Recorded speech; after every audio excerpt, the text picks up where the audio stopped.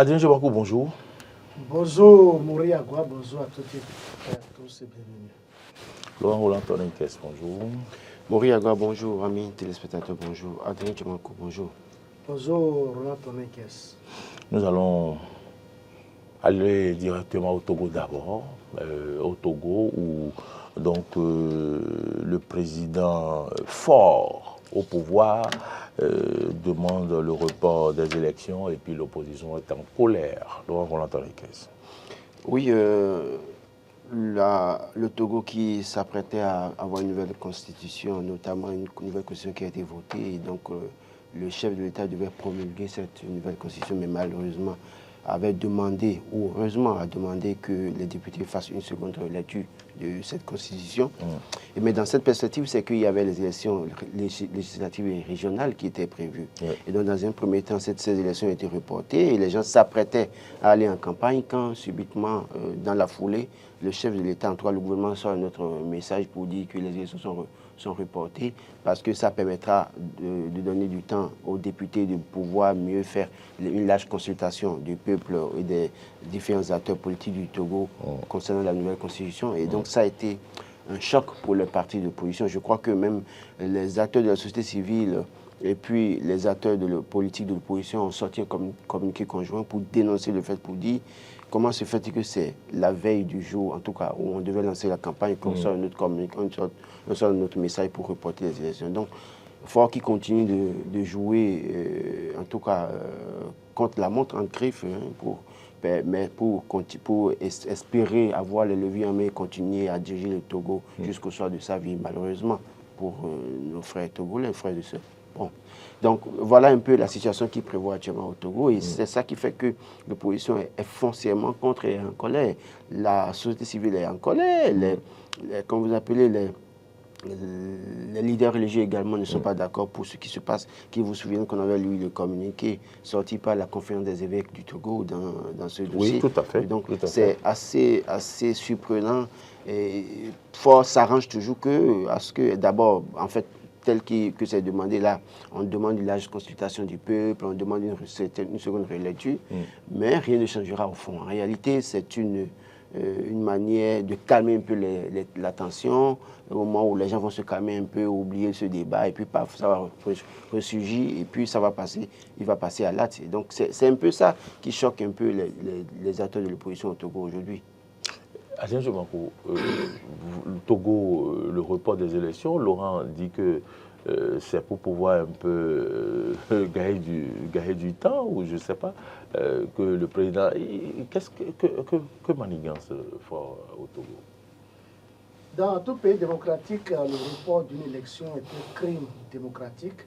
En réalité, beaucoup pensent que quand on parle de l'alternance au pouvoir, c'est seulement la présidence, la tête qu'il faut changer. Non, ce n'est pas le chef de l'État, par rapport au chef de l'État, seulement qu'on parle de l'alternance au pouvoir. Il s'agit ici des élections législatives. Il y bien des élections législatives au Togo, des élections communales qu'ils appellent élections régionales au Togo. Ce sont les deux élections qui ont été reportées. En l'État, il faut dire que quand Faure Gnassingbé a demandé une nouvelle relecture de cette révision de la Constitution, qui va les amener à avoir désormais un régime parlementaire où on ne peut plus parler de la démocratie là-bas, c'est le Parlement qui va élire, désigner le président de la République.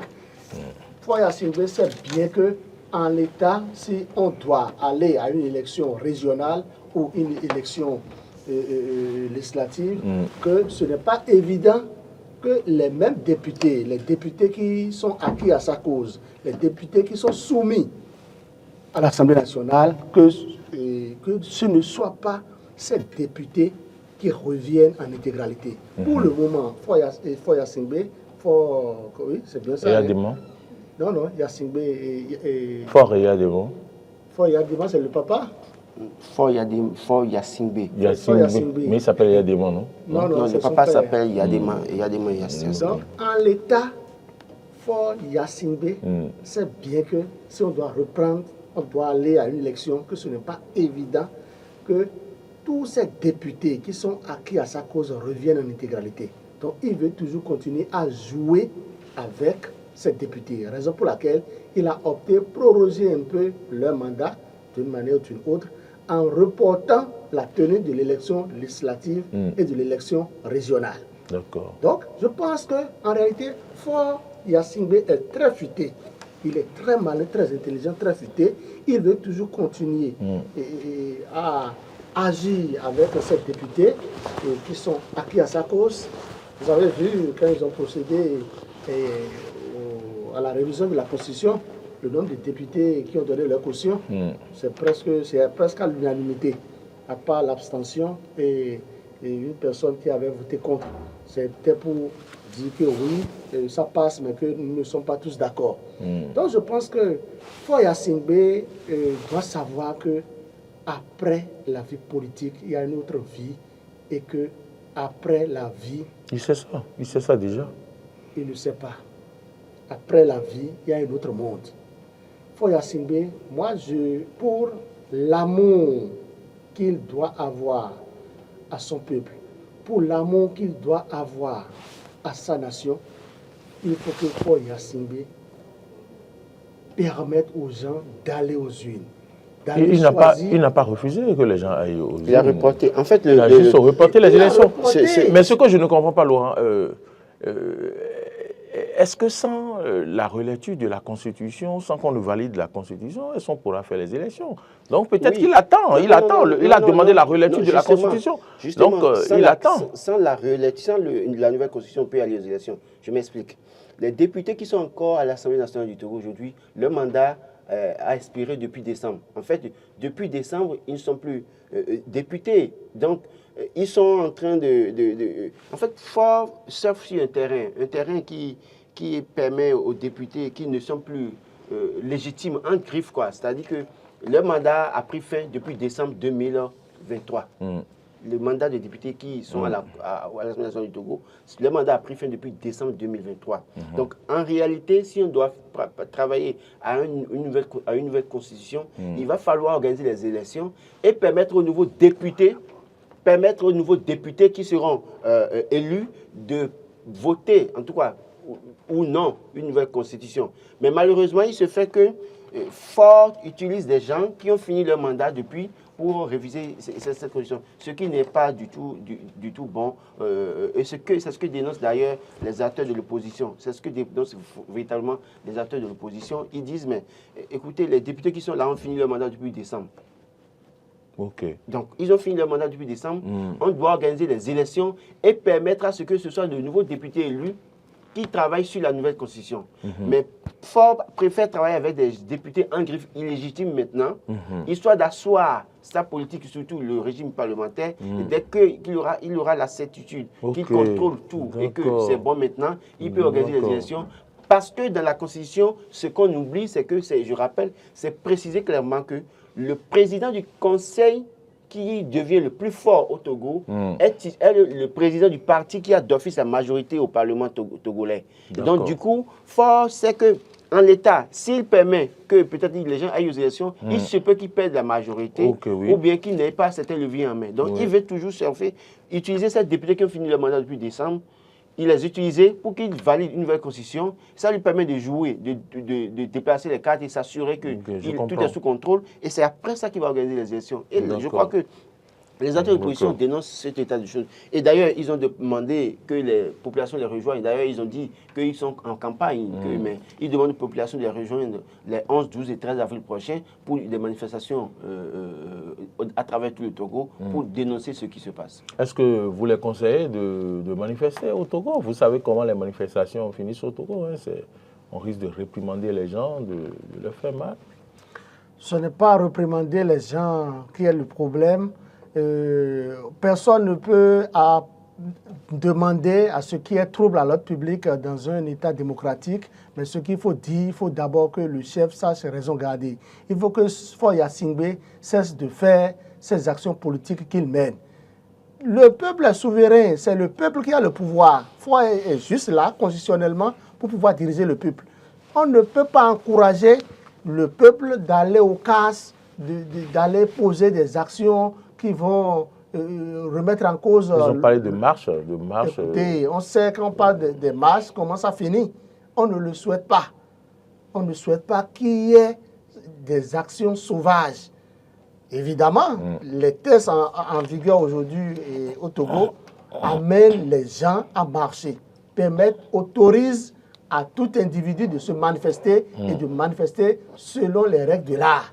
On ne peut pas leur dire de ne pas aller marcher, de ne pas donner de la voix, de ne pas faire des déclarations politiques, de ne pas réclamer ce qu'ils doivent réclamer.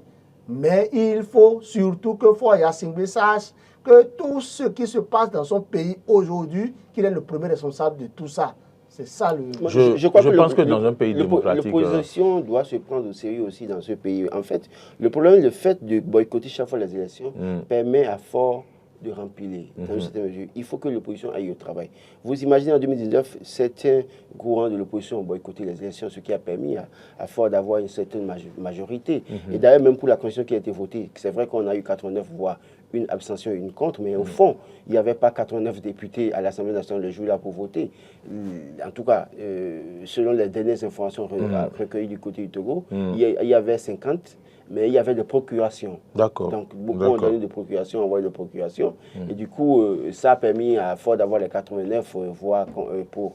Et donc, dans une certaine mesure, c'est à eux de s'organiser aujourd'hui pour voir comment parler d'une même voix. Vous savez, ce qui tue les oppositions en Afrique de l'Ouest ou bien en Afrique, c'est que chacun veut sur son ego. En réalité, on ne veut pas faire un front commun dans une certaine mesure. Quand vous voyez, ils sont bel et bien ensemble à signer, à être en tête d'un communiqué. Mais au fond, dès lors que le système sera favorable, ouvert pour qu'on aille aux élections, pour qu'ils aillent aux élections, vous allez voir que chacun va commencer à courir dans son sens. Et donc, facilement comme ça, ils sont divisés et ça permet à l'adversaire, celui qui est au pouvoir, de continuer à rien mettre parce que lui, il va en rang soudé avec ses soutiens. Donc, c'est le vrai problème se situe à ce niveau. Mais l'autre chose aussi, c'est que quand on parle de manifestations, puisqu'ils appellent la population à des manifestations 11, 12, 13 avril prochain, le problème fondamental, c'est que les Togolais ont connu une guerre civile. Oui. Et ce souvenir est resté dans la tête de beaucoup de Togolais. Au-delà de tout ce qu'on peut demander, ou on peut demander aux acteurs, aux citoyens togolais, c'est qu'il y a beaucoup parmi eux qui disent qu'ils ne veulent plus connaître cette histoire malheureuse. Et donc, beaucoup parmi eux ne veulent pas du tout entendre des manifestations, ne veulent pas du tout participer à des manifestations qui pourraient éventuellement dégénérer. Parce que d'ailleurs, quand vous prenez l'armée au Togo, vous prenez la police au Togo, n'oubliez pas que c'est contrôlé fortement par la famille Gnassingbé, parce que les gens étant majoritairement de la région d'origine du président en exercice, donc autant d'éléments qui font que les Togolais aujourd'hui ne veulent plus connaître les souvenirs douloureux de 1993, pardon, 1994, évidemment. Donc, il y a aussi ce problème qui fait que, parfois, le pouvoir en place a toujours la possibilité de continuer à surfer sur cette situation et à profiter du peuple togolais. Ce qui est sûr, il revient aux acteurs politiques de l'opposition de dénoncer. J'ai vu un député de l'opposition qui a voté contre, le seul d'ailleurs qui a voté contre, qui a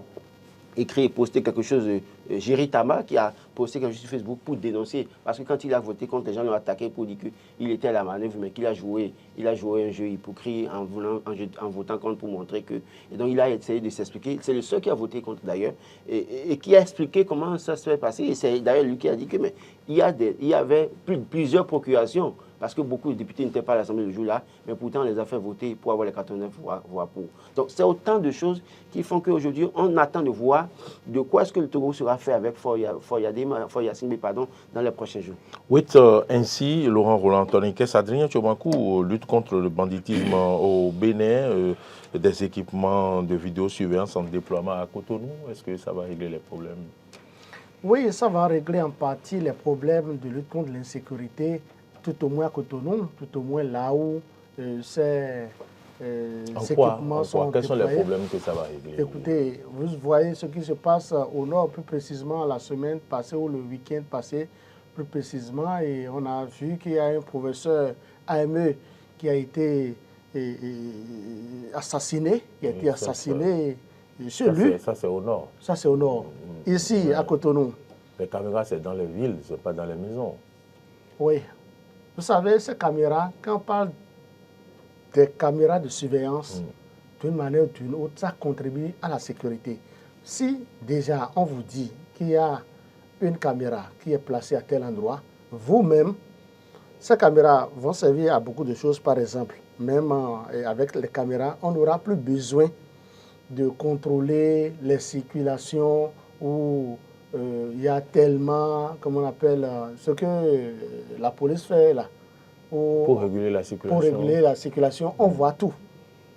On voit tout. Non seulement ça, quand il y a un acte d'insécurité dans la zone, il suffit que les spécialistes viennent, ils enlèvent la carte mémoire, qu'ils introduisent dans un appareil, un ordinateur par exemple, et ils voient tout ce qui se passe. Quand on vous dit qu'il y a eu attaque à tel endroit et que le monsieur, le braqueur ou le gangster est poursuivi, qu'il est habillé de telle manière, à l'aide de ces caméras, on peut le repérer dans la zone, voir s'il a pris par là. Et entre-temps, s'il ne prenait pas là, est-ce qu'il a bifurqué ailleurs? Il y a tout ça, c'est-à-dire, d'abord, la caméra est dissuasive. C'est-à-dire, la caméra, dès que quelqu'un sait qu'il y a la caméra, il ne peut pas poser l'acte qu'il ne devrait pas poser.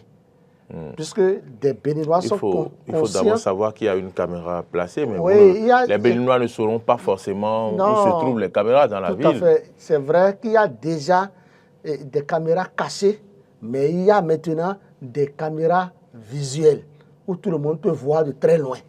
Et là, toi-même, tu sais que là, vous voyez, je ne trahis aucun secret, secret professionnel pour les forces de l'ordre. Est-ce que vous savez que de la zone de Kadian jusqu'à la présidence, jusqu'au domicile du chef de l'État, qui a des caméras cachées un peu partout là, ou même si Patrice Talon est dans son salon ou au bureau, il peut voir toute la circulation, il peut voir tout ce qui se passe sur ses artères. Ça, c'est en parenthèse. Donc, ce n'est pas seulement dans cette zone-là. Il y a aussi des zones stratégiques où, entre-temps, l'insécurité battait son plein. Et là, il y a aussi des caméras cachées qui sont posées à ces endroits. Maintenant, l'État béninois est en train de doter certains carrefours stratégiques des caméras de surveillance visuelle où de loin, vous-même, vous pouvez savoir que oui, il y a une caméra qui est là. Et ce que tu fais, on te voit. Il y a des gens qui enlèvent les édifices de l'État. Comment on les appelle? Il y a des gens qui, la nuit, vont enlever, par exemple, des fers. Les fers que les maîtres d'ouvrage postent sur les artères pour sécuriser d'une manière ou d'une autre la voie, parce que ça fait partie des dispositifs sécuritaires de la construction d'une voie. Les gens vont couper ça. Il y a des gens qui vont sectionner ça. Ils vont sectionner pour aller vendre ça au ferrailleur. Donc, et c'est des matières qui coûtent cher. On va pouvoir voir cela qui pose ces caméras. Vous serez très vite rattrapé. Quand vous en parlez, ça me fait penser aussi aux lumières solaires où les gens enlèvent les batteries nuitamment. C'est très remarquable d'ailleurs en descendant de l'échangeur. Des policiers têtus, des policiers rançonneurs ne vont plus rançonner des gens.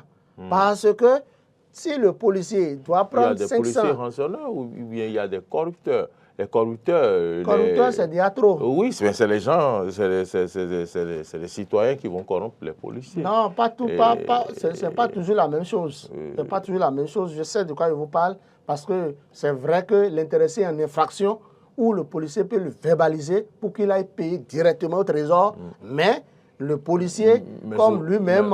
Mais souvent, ce sont les intéressés même qui proposent aux policiers de lui donner quelque chose. Quand vous reprochez déjà quelque chose... Aujourd'hui, ce n'est plus possible, puisque les policiers exigent qu'on aille payer et de ramener le reçu immédiatement. Ça, écoutez, je dis, il y a toujours des brebis galeuses dans toute corporation. Oui, mais je ne suis pas d'accord que vous parlez de... policiers. Oui, je ne suis pas d'accord que vous parlez de policiers corrupteurs. Policiers corrupteurs, bon, il n'y a pas de corrupteurs. Il y a aussi des journalistes corrupteurs. Il y a la corruption dans tout corps de métier. Il n'y a pas de corrupteurs sans corrompus. Je suis conscient de ce que vous dites, mais je dis avec ces caméras qui seront postées à des carrefours stratégiques, ces policiers ne peuvent plus corrompre, ne peuvent plus rançonner. C'est que ça va permettre au directeur général de la police de souffler davantage, de dire que si c'est par jour qu'on doit aller relever. En fait, c'est des caméras connectées directement au fond. Ce n'est pas des caméras où on doit enlever les 4 mémoires chaque jour. C'est des caméras connectées. Oui, on peut mettre connectées dessus de sorte qu'en fait, quand vous brûlez déjà le feu, la caméra vous capte Et quand on vous arrête au niveau prochain carrefour, vous voulez réagir, on peut vous opposer l'image en réalité. Il y a un premier fait à ce niveau. Deuxième fait, c'est que... Ça existe en Côte d'Ivoire. Oui, donc, quand vous quittez l'aéroport de la Côte d'Ivoire, automatiquement, vous voyez ça. Ça vous capte. Si vous roulez à vive allure, on vous prend en même temps. Donc, je pense que ces caméras sont les bienvenues. Très bien. On en avait beaucoup parlé, on en avait réclamé. Maintenant, les caméras sont là. C'est vous qui avez réclamé, moi je n'ai pas réclamé. Tout le monde en a réclamé. Non, parce que c'est pour réclamé. le bonheur de tout un chacun de nous. Ça va éviter les vitesses, ça va éviter les accidents de circulation. Parce que si vous filez beaucoup, c'est que vous êtes sujet à du danger. Donc je pense que d'une manière ou d'une autre, ça va régler assez de problèmes. On va écouter Laurent Roland.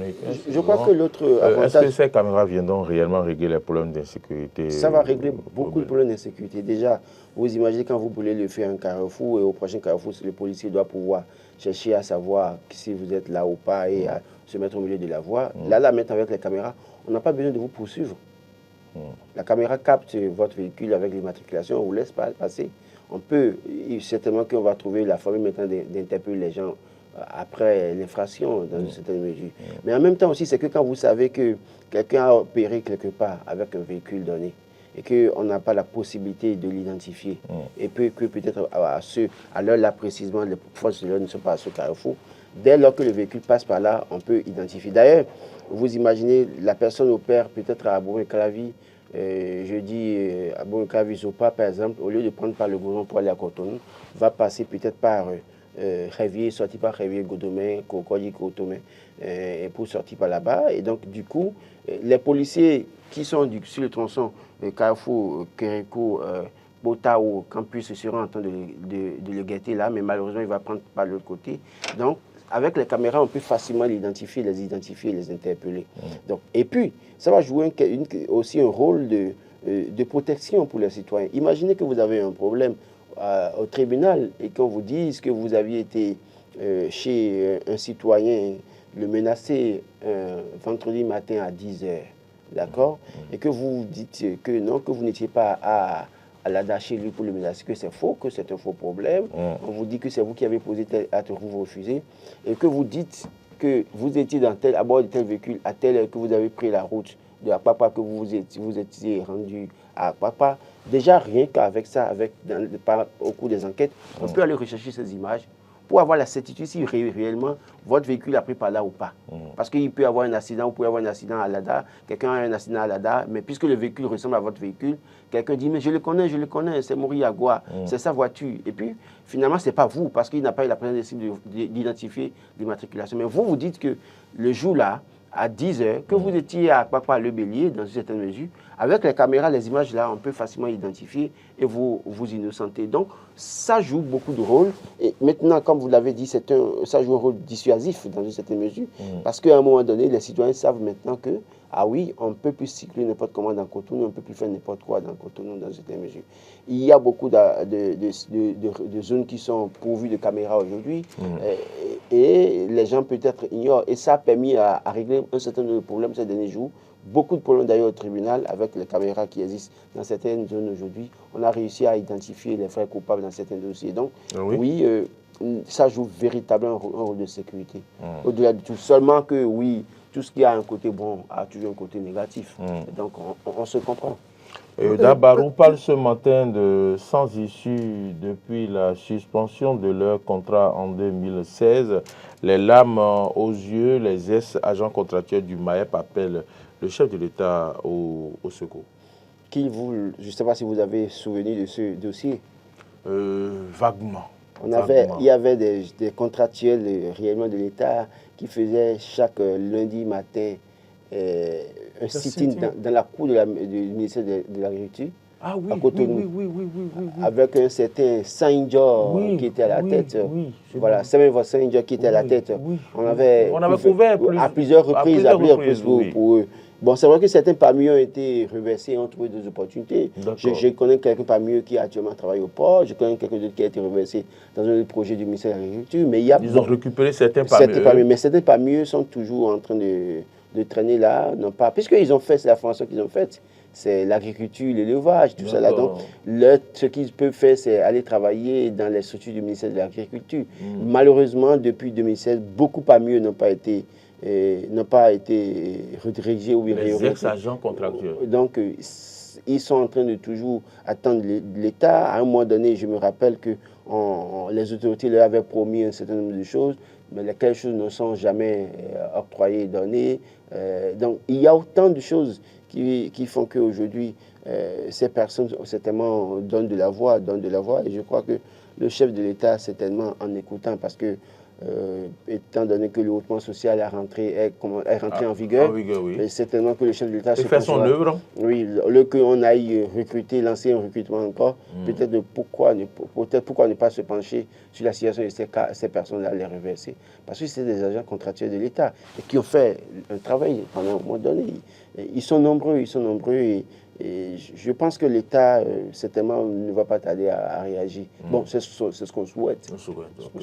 Alain Tchoumakou, voilà, quand ils disent ex-agents, est-ce qu'ils sont renvoyés? Oui, ils ne travaillent plus. Ils sont au chômage. Non, on avait mis fin à leur contrat, c'était pas mieux.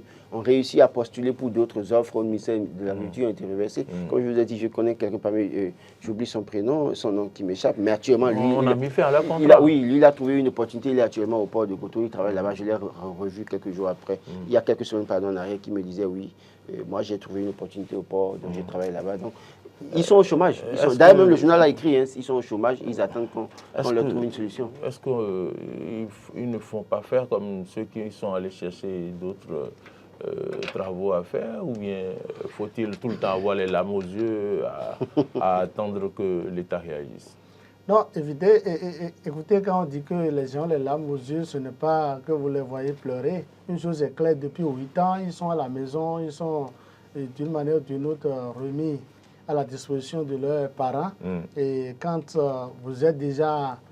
Ils sont remis à la disposition de leurs parents. Oui, parce que depuis 8 ans, ils ne vont plus au service, pour ne pas dire qu'ils ne travaillent plus au ministère de l'Agriculture, de l'Élevage et de la Pêche. Une chose est claire, ils n'ont jamais cessé de manger. Ça veut dire qu'ils travaillent. Ils travaillent, même si c'est de l'aide-maçon, ils le font. Donc ils veulent un peu plus l'amélioration des conditions. Qui ne veut pas de l'amélioration de sa condition de vie? C'est tout le monde. Donc je pense quand même que ces populations, ces individus, ces cadres qui entre-temps étaient des agents contractuels de l'État, souhaitent vivement que le hautement social les embaume. Qu'ils souhaitent, ça c'est moi, ce que je suis en train de croire. Ils pensent que Patrice Talon, en les écoutant, pourra leur faire appel. Patrice Talon peut, d'une manière ou d'une autre, donner des instructions pour que ceux qui sont amènes de travailler toujours dans ce ministère, qu'on les fasse appel et qu'on les réintègre, c'est possible, parce qu'à travers un simple acte, je pense qu'on peut les réintégrer. C'est une très bonne chose s'ils sont réintégrés, mais il faut dire que l'idéal pour moi, si depuis 8 ans vous êtes à la maison, c'est de ne plus continuer à rêver dans le désespoir. Non, je crois que certains parmi eux, quand ils disent qu'ils sont au chômage, en fait, ce n'est pas un chômage à proprement parler. C'est tellement qu'ils sont confrontés au sous-emploi. Parce qu'en fait, il y a plusieurs sortes de chômage. C'est-à-dire que vous êtes sous-employé, vous avez les compétences pour faire autre chose, mais vous avez dû vous reconvertir à faire autre chose en attendant. Mais vous continuez à espérer parce que vous avez les compétences. Et vous avez fait les preuves avec l'État. Donc, vous estimez qu'il y a toujours possibilité que l'État se penche sur votre cas. Je crois que c'est dans cette situation que se trouvent ces agents et c'est pour ça qu'ils demandent que l'État se penche sur leur cas. Parce que je sais que beaucoup parmi eux avaient travaillé dans les centres régionaux de l'INRAB et également sur certains projets du ministère de l'Agriculture et c'est à ceux-là qu'ils appellent. Bon, maintenant, comme vous l'avez dit, ça fait 8 ans quand même, 8 ans. Est-ce qu'au fond, le gouvernement va encore se pencher sur leur cas, étant donné qu'ils avaient un contrat? L'État peut trouver la formule. L'État a toujours les prérogatives. Espérons que pour eux, l'État puisse trouver une formule pour les réintégrer. Espérons vraiment, n'est-ce pas, Adé Tchoumakou? On peut espérer. C'est toujours permis d'espérer, de continuer à rêver à l'amélioration de sa condition de vie. À la une du matin, Libio Tchané invite les jeunes à des réflexions osées. Réflexion osée. Moi, j'aurais aimé qu'ils disent, invite les jeunes à des actions osées. Ah, à des actions Parce osées. que la réflexion, ce n'est pas ce qui manque au Bénin. Les jeunes réfléchissent. Les jeunes proposent. Mais aujourd'hui, je pense qu'il faut que les jeunes aillent, qu'il faut inviter les jeunes à des actions osées. Il faut sortir les jeunes. Il invite les jeunes à rester théoriques. À théorique. Voilà, c'est pour ça que moi, ça m'intéresse le sujet. C'est-à-dire, quand on vous demande de réfléchir... Non, je pense qu'en réalité, ce n'est pas exactement ce que Biotchané non, dit. nous interprétons. Oui, nous, on interprète, vous êtes des analystes. Biotchané, c'est mal pris, en réalité. Non, c'est trop tôt de dire ça. Il a bien réfléchi. Avant. On ne porte pas de jugement sur ce qu'il a dit. On analyse ce qu'il a dit. On analyse ce qu'il a dit. On ne peut pas dire que c'est mal pris. N'interprétez pas autrement ce qu'il a écrit. Je vais juste, moi, porter ma contribution pour dire, il invite les jeunes à des réflexions osées. Oui. La réflexion ne manque pas. La preuve, vous venez de confirmer que les gens réfléchissent tous. On réfléchit tous dans le pays. Je voudrais, moi, que le ministre d'État invite les jeunes à des actions osées. Action osée, c'est de se mettre ensemble pour décider de conquérir le pouvoir d'État et de contrôler. Pour que eux, leur génération, restent à la touche pour que nous conseiller. Ça. C'est de ça il est question. Réflexion osée, oui, mais action osée, de sorte que, dans une certaine mesure, on puisse davantage donner le pouvoir aux jeunes dans les partis politiques. Quand vous prenez le bureau, politique des formations politiques, notamment dit du mouvement présidentiel, ils sont nombreux de la génération 50, 60 à ne pas vouloir céder la place aux jeunes. Ils sont nombreux. Donc, pour vous dire quoi, réflexion osée, d'accord, mais action osée, en ce sens qu'il faut permettre aux jeunes maintenant, quand ils vont se mettre ensemble, qu'on ne leur mette pas des bâtons dans les roues, mais qu'on leur permette aussi de dire ce qu'ils veulent, de faire ce qu'ils veulent, pas aller faire des casses. Je vous en prie, je ne suis pas sur ce terrain. Mais... si c'est nécessaire. Non, ça ne sera pas nécessaire parce que ça ne construira pas le pays, ça va contribuer à créer assez de dégâts. Mais je pense sincèrement que action osée, réflexion osée, mais action osée, en ce sens que quand les jeunes vont se lever pour prendre la parole, pour dire nous voulons le pouvoir, qu'on les laisse alors aller s'exprimer librement. Parce que quand vous réfléchissez, vous pouvez réfléchir et ne pouvoir jamais avoir la possibilité de parler, de dire ce que vous voulez. Mais Laurent, il faut avouer quand même à Dieu Tchomakou que toute action commence par la réflexion. Oui, mais le problème, c'est que la réflexion a toujours été dans ce pays, mais on n'a jamais permis aux gens d'agir. Oui, c'est de ça que je parle. C'est aux gens d'agir, on ne doit pas, personne ne leur permettra d'agir. Eux-mêmes, ils n'ont qu'à agir. Dès lors que les actions n'agissent pas. Dès lors que les actions veulent commencer, il y a les répressions. Bon, d'accord, on va revenir. Aujourd'hui, est-ce que vous êtes sûr que des jeunes peuvent prendre l'initiative de se rassembler dans une place publique aujourd'hui au Bénin et de dénoncer le pouvoir en place et de proposer des choses? Est-ce que c'est possible? Vous déposez la lettre, la mairie va vous refuser ça. Non, c'est faux. Et il y a quelques semaines encore, même pour les... Écoutez, Adrien Tchomakou, les gens ont voulu faire l'évangélisation, ils ont interdit. Les démocrates ont voulu faire des réunions dans certaines localités, on a empêché. C'était avant, Bon, ok. La dernière fois, les démocrates se sont promenés dans les villes qui les a révisés. Depuis que Bori Yahi est président du Parti des démocrates, est-ce qu'il y a un problème? Vous avez oublié que la dernière fois, dans le zoo, ils avaient interdit une activité des démocrates. Oui, mais après, ils n'ont plus. Ce que Biotchané voudrait dire, il faut que moi, je vous l'explique. Bon, dites-nous, monsieur le porte-parole. Monsieur le porte-parole du président Biotchané, dites-nous. Je ne suis pas le porte-parole de Biotchané, mais je pense quand même que Biotchané, c'est un peu, qu'il m'en excuse, un peu mal exprimé. Non. Écoutez, ça là, nous refusons. Ça là, nous refusons et vous ne pouvez pas commencer votre développement par là. Il a dit ce qu'il pensait. Ce qu'il veut dire, c'est quoi? Moi, je faisais un complément à ce qu'il a dit. Non. Moi, je ne me remets pas en cause ce qu'il a dit. Il ne faut pas remettre en cause ce qu'il a dit. Je ne remets pas en cause. Basez-vous sur ce qu'il a dit et faites votre analyse. Mais ne dites pas qu'il s'est mal exprimé. Quand des réflexions osées et que vous pensez qu'il voudrait parler d'action osée. Non, je n'ai pas dit qu'il voulait parler, j'ai dit ça. Je propose qu'il dise qu'il invite aussi les jeunes aussi à des actions osées. Oui. C'est ce que j'ai dit. Action osée, ce n'est pas seulement en politique, ce n'est pas seulement le côté politique qu'il faut voir. il faut voir aussi le côté social, la création des entreprises. Ça, c'est des actions osées. C'est-à-dire, si vous n'osez pas, il faut d'abord réfléchir. Combien d'entreprises sont viables aujourd'hui, clairement parlant? Laissez-moi la parole. Allez-y, il vous a laissé la parole. Quand vous réfléchissez, vous faites la conception, il faut aller à l'action.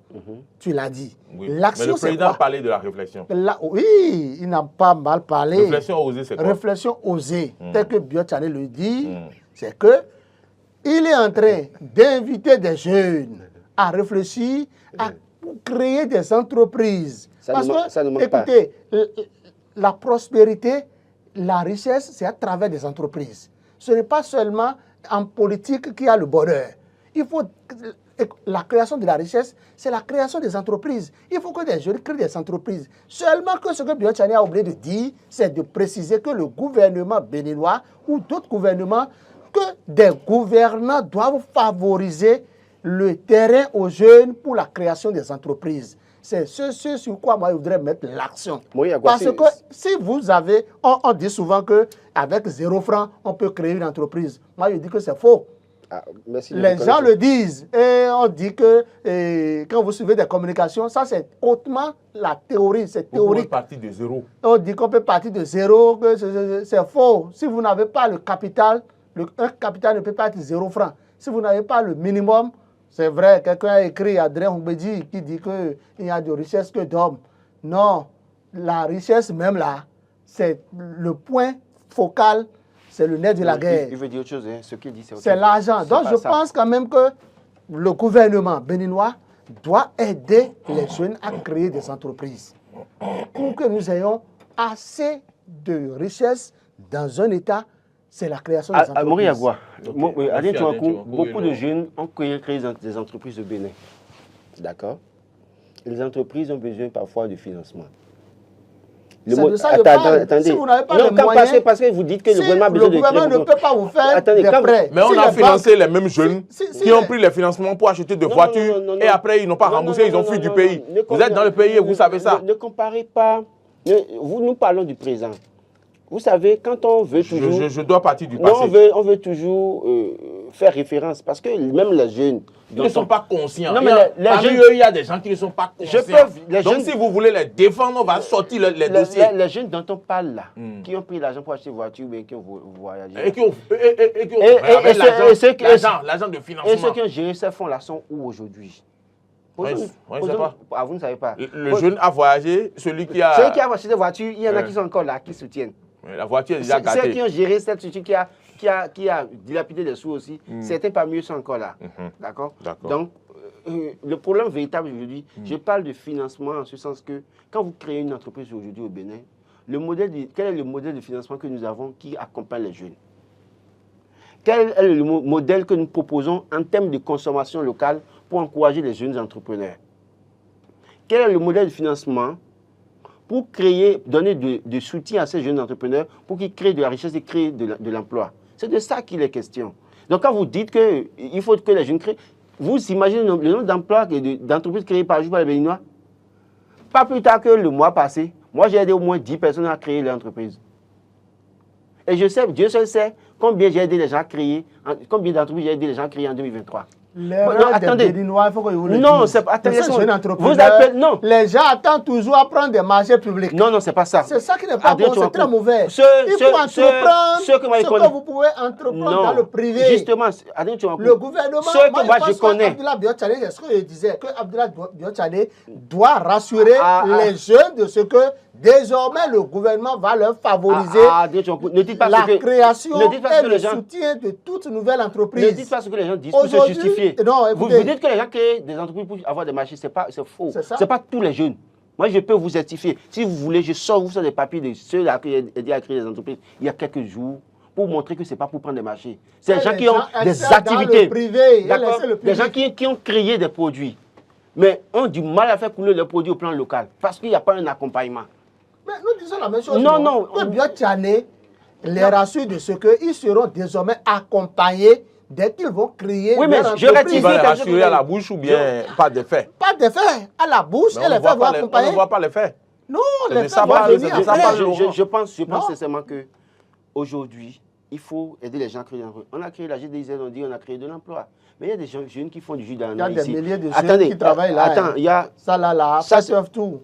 Moi, je connais mieux la GDZ. Écoutez, j'ai visité plusieurs fois. À Betagbo, à Djagbo, je connais au moins 800 jeunes qui travaillent là. Oui, ils travaillent là. Vous comprenez, mais il y a monsieur? un autre dossier, si vous voulez, on en parlera. Les gens travaillent là. On peut ne pas les payer correctement, mais ils travaillent là et ils gagnent quelque chose. De toute façon, ce que je veux dire, c'est ils ont cité la précarité.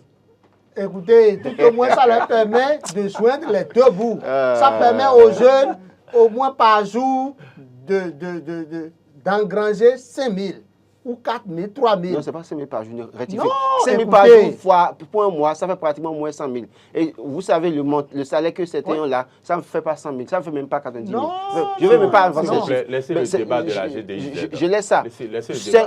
J'apprécie ce qui se fait là-bas. On va finir.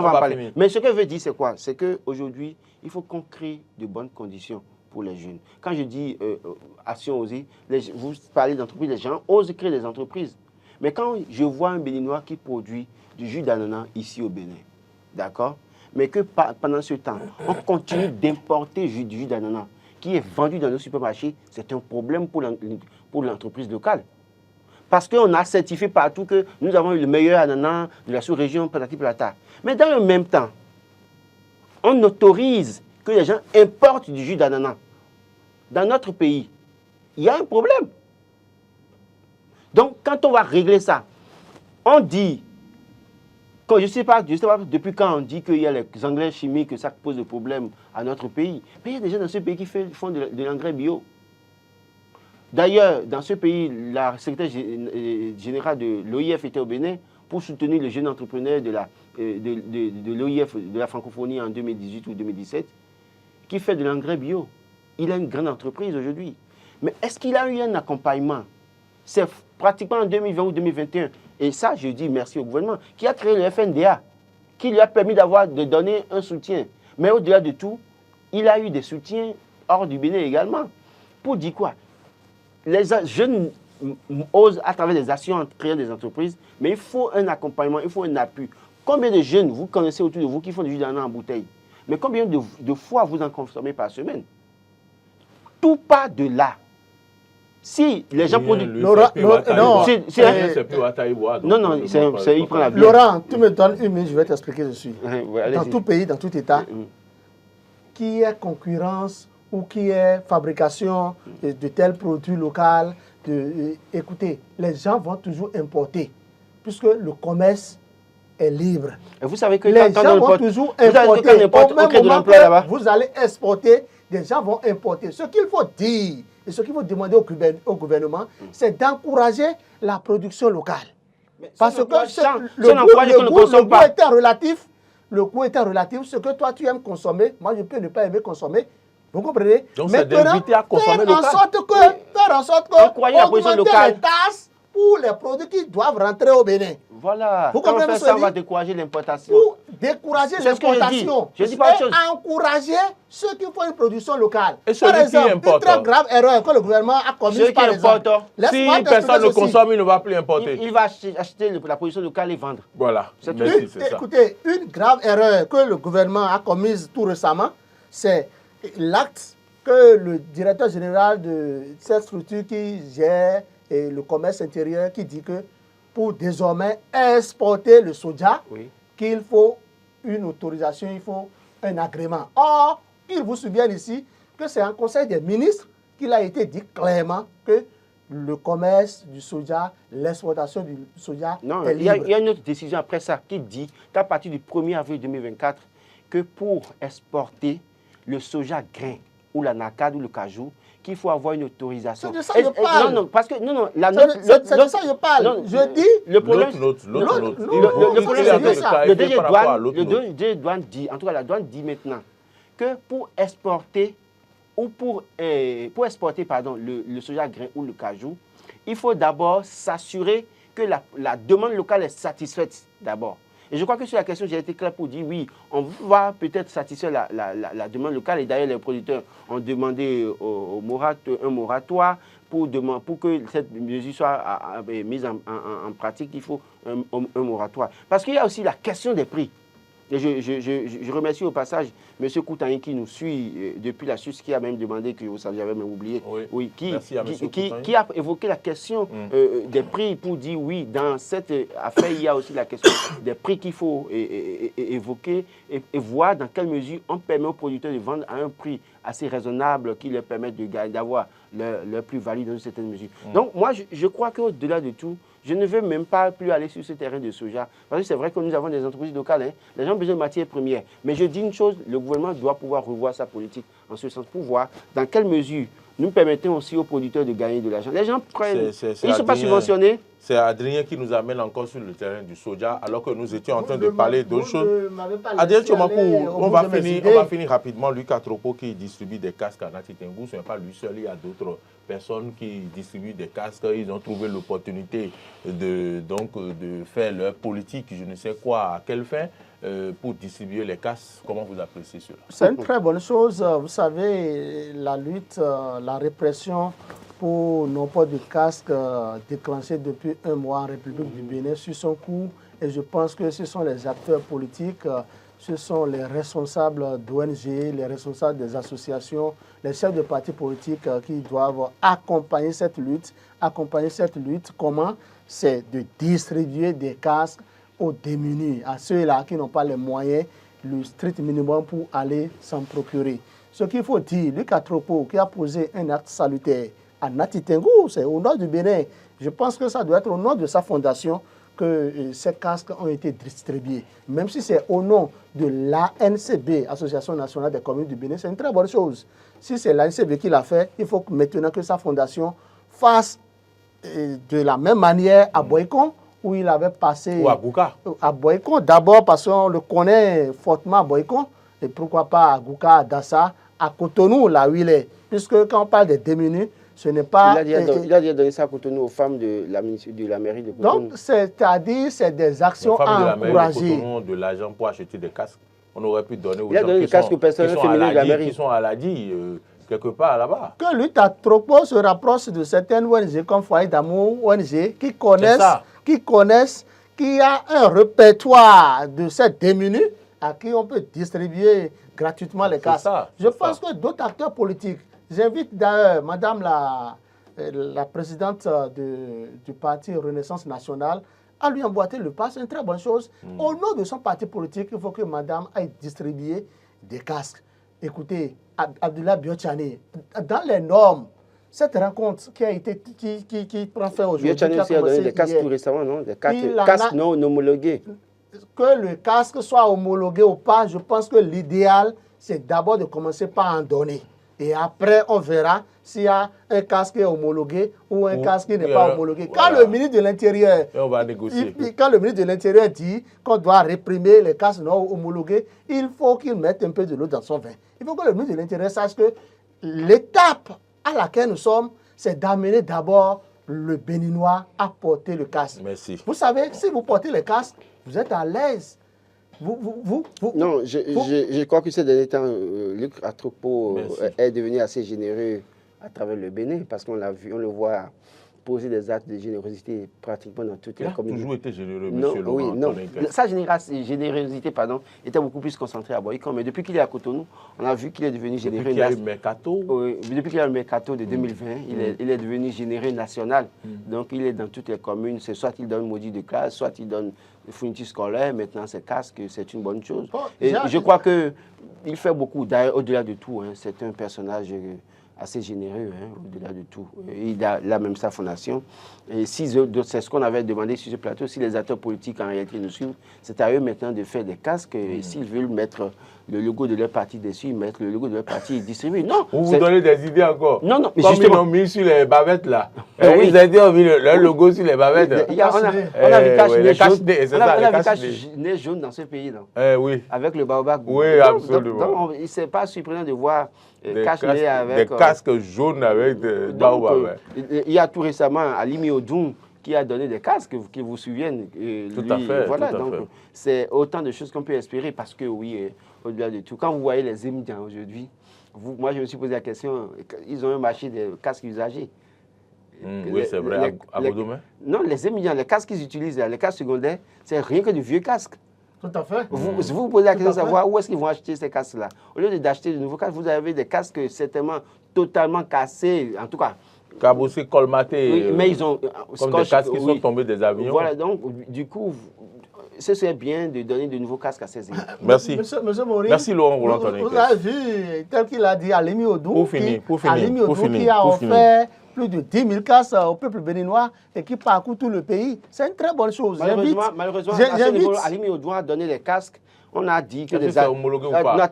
C'est des casques homologués. Pour Alimi Odou, j'ai vu, c'est homologué. Et je pense que Alimi Odou va s'approcher du foyer d'amour ONG. Ce qu'il faut dire, il y a un autre acteur. Il y a un autre acteur